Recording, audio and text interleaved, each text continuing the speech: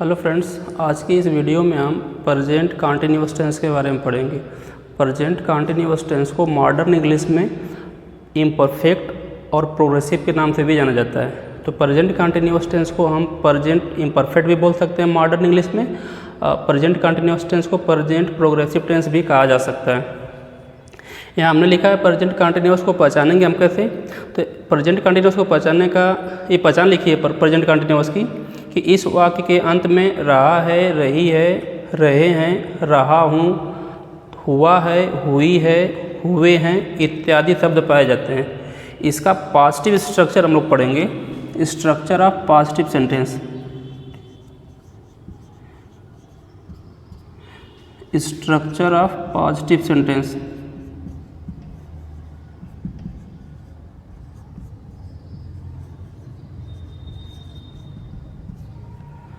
सबसे पहले हम सब्जेक्ट लिखेंगे यस।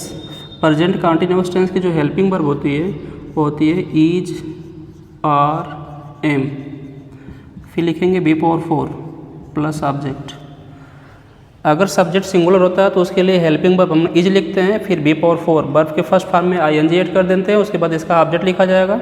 अगर सब्जेक्ट प्लूरल नंबर का होता है तो उसके लिए हेल्पिंग वर्ब आर लिखेंगे, फिर वर्ब का फोर्थ फॉर्म मतलब फर्स्ट फॉर्म में आईएनजी ऐड कर देंगे, उसके बाद ऑब्जेक्ट लिखेंगे। अगर सब्जेक्ट मैं लिखा होगा तो मैं के लिए हेल्पिंग वर्ब एम लिखेंगे, फिर वर्ब का फोर्थ फॉर्म लिखा जाएगा, उसके बाद ऑब्जेक्ट लिखा जाएगा। फॉर एग्जाम्पल,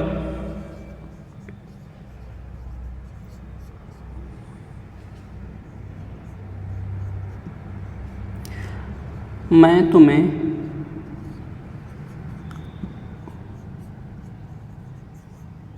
अंग्रेजी पढ़ा रहा हूँ।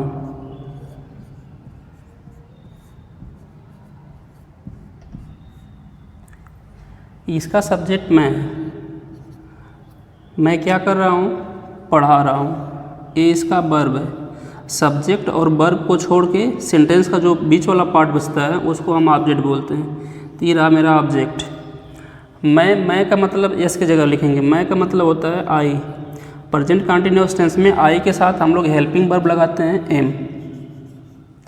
पढ़ाना होता है बेटा टीच, मतलब TEACH।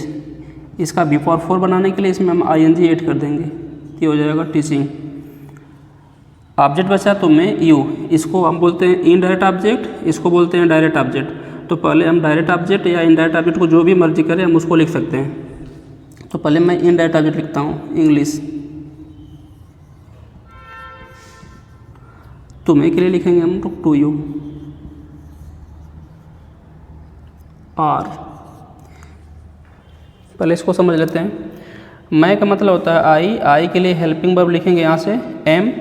पढ़ाना होता है बेटा टीच, मतलब टीच का बी पावर 4 हो जाएगा टीचिंग। उल्टे से मीनिंग करेंगे तो अंग्रेजी मिलेगी, अंग्रेजी को हम लोग इंग्लिश बोलते हैं। तुम्हें का मतलब होता है यू, यह इनडायरेक्ट ऑब्जेक्ट है और इनडायरेक्ट ऑब्जेक्ट से पहले हम लोग टू और फॉर का यूज करते हैं, तो यहाँ पे हम टू लगा लेंगे।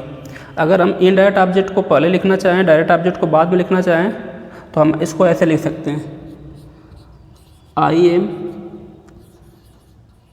टीचिंग।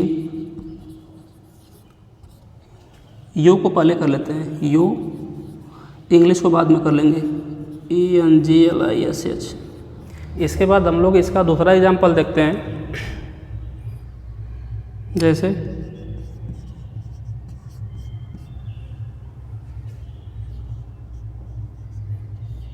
राम मेरे साथ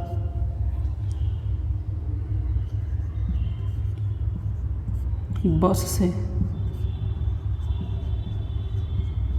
आगरा जा रहा है। इस सेंटेंस में सबसे पहले हम सब्जेक्ट और वर्ब को पहचानेंगे और उसके बाद ऑब्जेक्ट को पहचानेंगे। तो मेरे साथ आगरा कौन जा रहा है, प्रश्न उत्तर मिलेगा इसका राम। तो राम हमारा सब्जेक्ट हो जाएगा। राम में क्या से प्रेस करेंगे, राम क्या कर रहा है, जा रहा है, तो जाना हमारा वर्ब हो जाएगा। सेंटेंस में सब्जेक्ट और वर्ब को छोड़ के जो बीच का पार्ट बचता है उसको हम ऑब्जेक्ट बोलते हैं, तो ये पूरा हमारा ऑब्जेक्ट हो जाएगा। हम टेंस के शुरुआत में आप लोगों को बताए थे कि अगर सब्जेक्ट को हमें पहचानना है कि सब्जेक्ट सिंगुलर है या प्लूरल है, तो उसके लिए हम देखेंगे क्रिया के लास्ट में किसकी मात्रा है। जिस सब्जेक्ट के लास्ट में जिस सेंटेंस के लास्ट में क्रिया के लास्ट में आ की मात्रा होता है उसका सब्जेक्ट सिंगुलर होता है और उसका जो जेंडर होता है वो मैस्कुलिन जेंडर होता है। तो यहाँ पे सब्जेक्ट सिंगुलर होगा और इसका जेंडर होगा मैस्कुलिन। राम को हम सब्जेक्ट की जगह पे लिखेंगे तो राम का मतलब होगा राम, ये सिंगुलर सब्जेक्ट है, सिंगुलर सब्जेक्ट के लिए हेल्पिंग वर्ब हम यहाँ से लिखेंगे इज। फिर लिखा है बिफोर फोर लिखना है तो जानना होता है गो, मतलब गो का बिफोर फोर हो जाएगा गोइंग। उल्टे से मीनिंग करते हुए सब्जेक्ट के पास आ जाएंगे। तो सबसे पहले मिलेगा हमको आगरा, इसके लिए लिखेंगे टू आगरा। प्रॉपर नाउन है तो इसका फर्स्ट लेटर कैपिटल लेटर से लिखा जाएगा टू आगरा। से के लिए लिखेंगे बाई, बस के लिए लिखेंगे बस, साथ के लिए लिखा जाता है विथ मी, मेरे साथ के लिए हो जाएगा विथ मी। एक एग्जाम्पल इसका देखते हैं दूसरा वाला।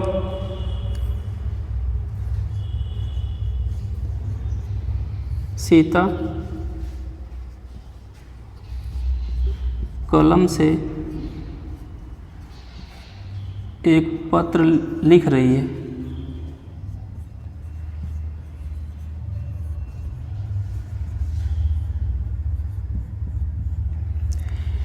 इस सेंटेंस के लास्ट में ई की मात्रा लिखा है, तो जिस सेंटेंस के लास्ट में ई की मात्रा होता है उसका सब्जेक्ट सिंगुलर होता है, उसका जेंडर जो होता है मैस्कुलिन फेमिनिन होता है। तो यहाँ पे सब्जेक्ट हो जाएगा सीता, फेमिनिन जेंडर। सीता क्या कर रही है, लिख रही है, ये हो जाएगा इसका वर्ब। सब्जेक्ट और वो छोड़ के बीच वाला जो पार्ट होता है उसको हम ऑब्जेक्ट बोलते हैं। सीता को सब्जेक्ट की जगह लिखेंगे रूल में, सीता लिखा जाएगा। सिंगुलर सब्जेक्ट है, इसके लिए हेल्पिंग वर्ब लिखेंगे हम इज। लिखना होता है बेटा राइट, मतलब WRITE, ई को हटा के ING ऐड कर देंगे तो हो जाएगा इसका राइटिंग बिफोर फोर। उल्टे से मीनिंग करेंगे, एक पत्र मिलेगा उसके लिए लिखेंगे हम लोग अ लेटर। कलम से, जब कोई काम हम कलम या किसी औजार से करते हैं तो यहाँ पे जो से लिखा होता है उसके लिए हम प्रीपोजिशन विथ लिखते हैं। यहाँ लिख लेंगे विथ और कलम के लिए लिखेंगे अ पेन, फुल स्टॉप। अब इसका हम नेगेटिव सेंटेंस पढ़ेंगे। यहाँ लिखा है स्ट्रक्चर ऑफ नेगेटिव सेंटेंस। तो प्रेजेंट कंटिन्यूअस टेंस का जो नेगेटिव स्ट्रक्चर लिखा है यहाँ पे, सब्जेक्ट लिखना है हमको, फिर हेल्पिंग वर्ब लिखना है इज आर एम, नहीं के लिए नॉट लिखेंगे, फिर बिफोर फोर लिखेंगे, उसके बाद इसका ऑब्जेक्ट लिखेंगे। फॉर एग्जाम्पल,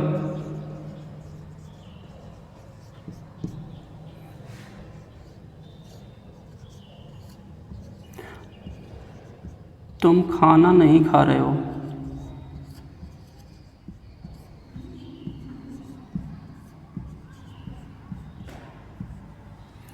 इस सेंटेंस लिखा है कि तुम खाना नहीं खा रहे हो।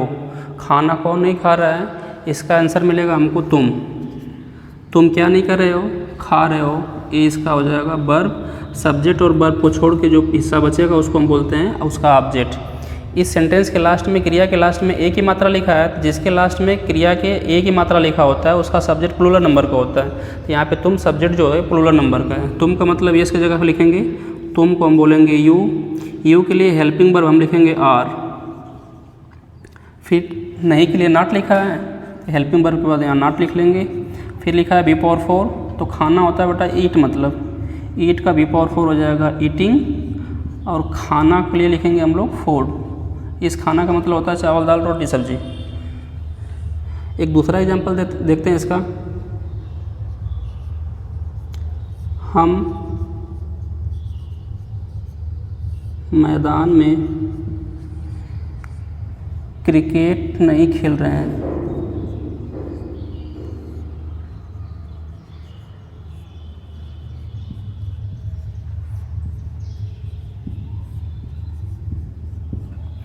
सबसे पहले इसमें हम सब्जेक्ट को पहचानेंगे। सब्जेक्ट को पहचानने के लिए हम क्रिया में कौन से प्रेस करेंगे, कौन नहीं खेल रहा है, आंसर मिलेगा हम नहीं खेल रहे हैं। क्रिया को पहचानने के लिए सब्जेक्ट में क्या से प्रेस करते हैं, हम क्या नहीं कर रहे हैं, खेल रहे हैं। ये हमारा वर्ब हो गया। सब्जेक्ट और वर्ब को छोड़ के जो हिस्सा बचता है उसको हम उसका ऑब्जेक्ट बोलते हैं। तो ये हमारा ऑब्जेक्ट हो जाएगा। इस क्रिया के लास्ट में एक ही मात्रा लिखा है तो इसका मतलब हमारा सब्जेक्ट प्लूरल नंबर का होगा। हम का मतलब यस की जगह लिखेंगे, हम को हम बोलते हैं इंग्लिश में वी। प्लूरल नंबर का सब्जेक्ट है, हेल्पिंग वर्ब लिखेंगे आर। नहीं लिखा है, नहीं के लिए लिखा जाएगा नॉट। फिर लिखा है बिफोर फोर, रूल में लिखा है बिफोर फोर, तो खेलना होता है बेटा प्ले, मतलब इसमें बिफोर फोर बनाएंगे इसका, तो इसमें ING ऐड कर देंगे, हो जाएगा प्लेइंग। उल्टे से मीनिंग करके सब्जेक्ट के पास जाएंगे। सबसे पहले मिलेगा हमको क्रिकेट, क्रिकेट को लिखेंगे क्रिकेट, फिर मिलेगा मे का मतलब होता है इन। अब मैदान के लिए लिखेंगे द फील्ड।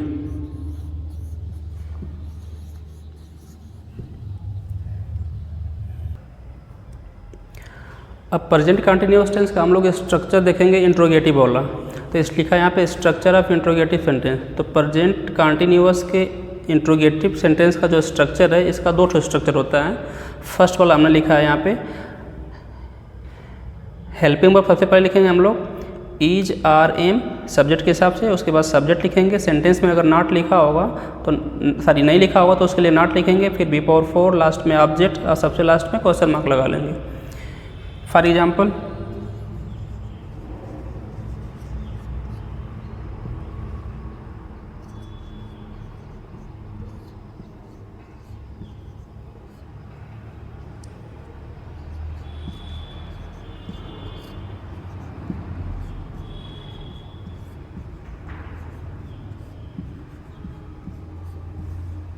इस सेंटेंस लिखा है कि क्या तुम उसे बुला रहे हो।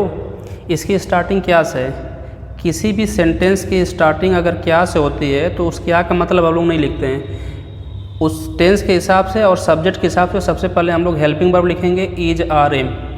तो इसमें प्रेजेंट कंटिन्यूअस टेंस हम पढ़ रहे हैं, इसका जो सब्जेक्ट है ये तुम है, वर्ब होगा इसका बुलाना, उसी इसका ऑब्जेक्ट हो जाएगा। तुम प्लूरल नंबर का सब्जेक्ट है, तो प्लूरल नंबर का सब्जेक्ट होगा तो क्या का मतलब यहाँ पे हम लिखेंगे नहीं। इसके हिसाब से सबसे पहले हम सब्जेक्ट लिखेंगे, सॉरी हेल्पिंग वर्ब लिखेंगे आर, तो इसकी हेल्पिंग वर्ब हो जाएगी आर। तुम के लिए यस की जगह लिखेंगे, तुम का मतलब होता है यू, फिर लिखेंगे यू। सब्जेक्ट के बाद रूल में नॉट लिखा है, अगर सेंटेंस में कहीं नहीं लिखा होगा तो नॉट लिखेंगे, अगर नहीं लिखा होगा तो इसको ड्रॉप कर देंगे। फिर लिखा है बी पावर 4, तो बुलाना होता है बेटा काल, मतलब CAL, इसका बी पावर 4 करेंगे तो इसमें ING ऐड कर देंगे कॉलिंग, और उसे का मतलब हो जाएगा बेटा हिम। मेल और फीमेल होगा, मेल होगा तो हिम लिख लेंगे, फीमेल होगा तो उसके लिए हर लिख लेंगे, फुल स्टॉप। एक दूसरा एग्जांपल इसका लेते हैं।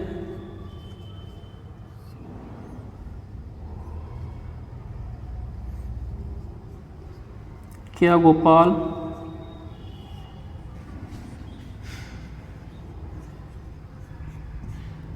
कक्षा में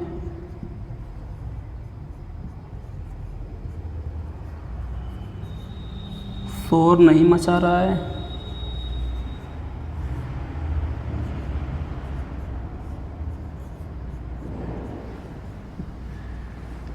ये लिखा है क्या गोपाल कक्षा में शोर नहीं मचा रहा है। कौन शोर नहीं मचा रहा है भाई, गोपाल।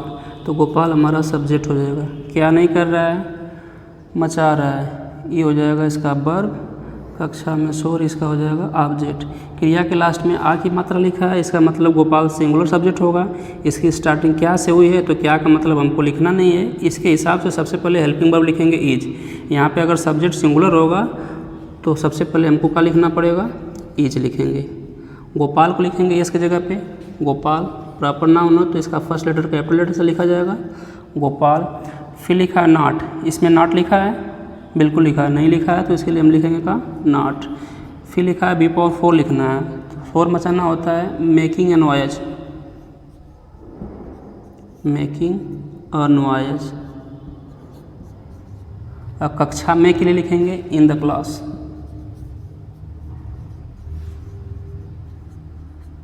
इंट्रोगेटिव सेंटेंस का जो दूसरा रोल होता है ये कर रहा है कि WH लिखना है सबसे पहले, फिर हेल्पिंग वर्ब लिखना है हमको इज आर एम, फिर सब्जेक्ट लिखना है, फिर नॉट, फिर बी पावर 4 ऑब्जेक्ट, लास्ट में क्वेश्चन मार्क। WH का मतलब हम लोग प्रीवियस वीडियो में पढ़ चुके हैं। WH का मतलब होता है क्वेश्चन वर्ड। इसकी संख्या हमने बताया था इसमें 11 होती है। अगर क्वेश्चन वर्ड सेंटेंस के बीच में लिखा होगा तो उसको खींच के सबसे पहले हम लोग WH की जगह पर लिखेंगे। उसके बाद सब्जेक्ट के हिसाब से हम लोग helping verb is are am लिखेंगे, जो सब्जेक्ट होगा उसको यस की जगह पर लिखेंगे। सेंटेंस में अगर नॉट लिखा होगा तो सॉरी नहीं लिखा होगा तो नॉट लिखेंगे, नहीं तो छोड़ देंगे इसको। उसके बाद बी पावर 4 लिखेंगे, फिर ऑब्जेक्ट, लास्ट में question mark. For example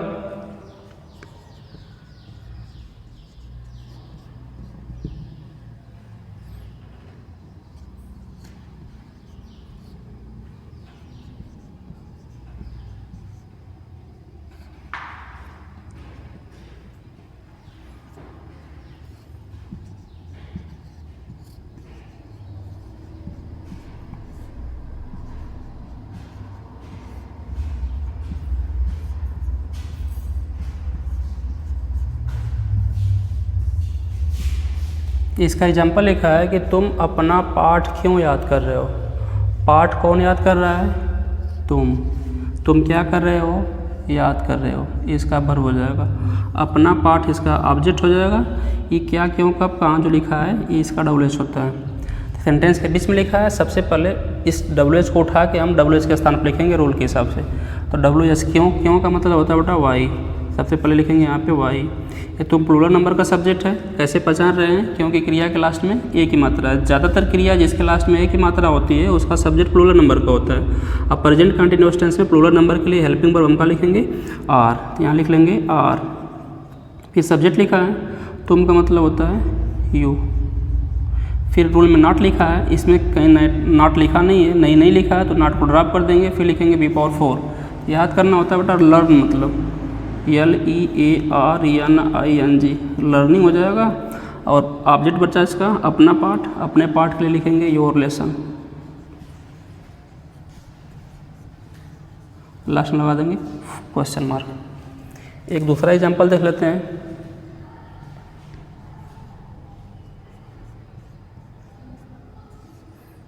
Sita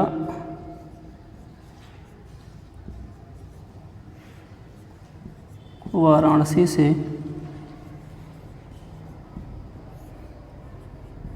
कब आ रही है?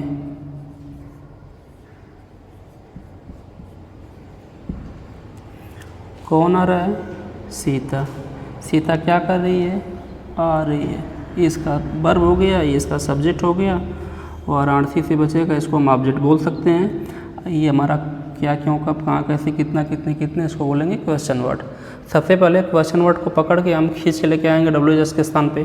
तो कब का मतलब होता है वेन। कब का मतलब होता है बेटा वेन। क्रिया के लास्ट में आ की मात्रा लिखा है, तो क्रिया के लास्ट में आ की मात्रा होगा तो सब्जेक्ट हमारा सिंगुलर होगा और उसका जो जेंडर होगा वो फेमिनिन जेंडर होगा। और उसके लिए हम हेल्पिंग वर्ब लिखेंगे प्रेजेंट कंटिन्यूअस टेंस में इज। सीता को इसकी जगह लिखेंगे proper noun, first letter capital letter लिखा जाएगा सीता। When is Sita. फिर लिखा है नॉट, इसमें नॉट लिखा नहीं है, ड्रॉप कर देंगे B⁴। आना होता है बेटा कम, मतलब COME। ई को हटा के इसमें क्या जोड़ देंगे ING, coming. When is Sita coming, उल्टे से मीनिंग करेंगे फ्रॉम। से के लिए लिखेंगे यहाँ पे फ्रॉम वाराणसी। प्रॉपर नाउन, इसका फर्स्ट लेटर कैपिटल लेटर लिखा जाएगा। लास्ट में लगा लेंगे क्वेश्चन। उम्मीद है कि आपको ये वीडियो समझ में आई होगी। अगर आपको ये वीडियो समझ में आई तो अपने दोस्तों के यहाँ शेयर करें, वीडियो को लाइक करें और मेरे चैनल को सब्सक्राइब करें।